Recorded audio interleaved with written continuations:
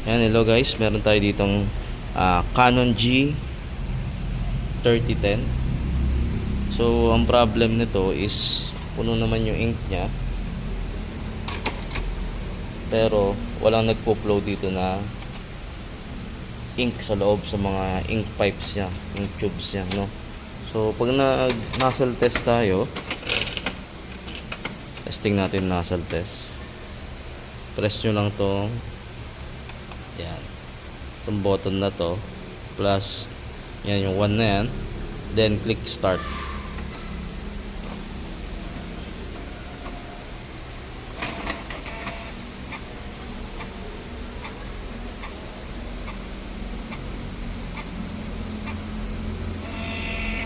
Yan.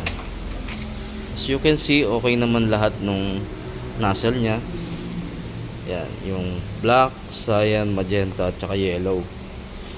Kaya lang, kapag kasi ganito yung ink tube nya, eto, pag naubos na yung laman doon sa print head nya at wala na siyang mahigop, hangin na lang yung ilalabas nya. So later on, yung complete nozzle na yan, mawawala yan pa unti-unti, no? Kasi nga wala nang dumadaloy dito.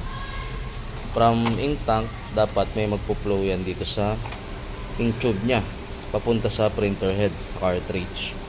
So ang kagandahan sa mga ganitong model, meron na silang mga ink flashing sa manual at saka sa printer settings sa computer pagka naka-install siya. So sa manual, tuturo ko po kung paano siya i-power flash or ink flashing para mag-flow yung from ink tank to printer head. So paano siya gawin? Ganito lang. Press nyo lang tong settings button, then yung plus 1, 2, 3, 4, 5, 6, 8, 9, 10. So 10 hanggang 10 lang, then click nyo yung start. So medyo matagal to magpe-perform, siguro mga around 3 to 5 minutes. So ikakak ko na lang to. So sa mga tatry nito, wait nyo lang hanggang mag-steady yung LED light nya, no? So pag nag-ready na yan, may lalabasan dito na 1. Magna-nozzle test tayo. At the same time, check natin yung actual na ink pipe nya. So pause ko lang muna dito. So ito na siya guys, after 5 to 10 minutes, naka-ready na. Nag-steady na yung LED light nya. So magta-try tayo mag nozzle test, no? So paano mag nozzle test? Press nyo lang yung settings button, and then 1, then press start.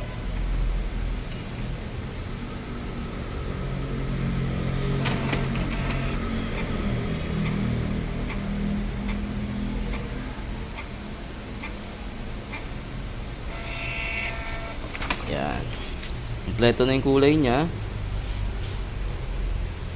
black, cyan, magenta, yellow, no? So yung ink pipe na, check natin. Ayan guys, ito yung before and after nya, no? So kanina wala yan lahat, kumbaga puro hangin lahat yan, pero ngayon kompleto na yung pinaka ink nya sa loob, no? So wala nang hangin sa loob, yan direct na siya doon sa print head.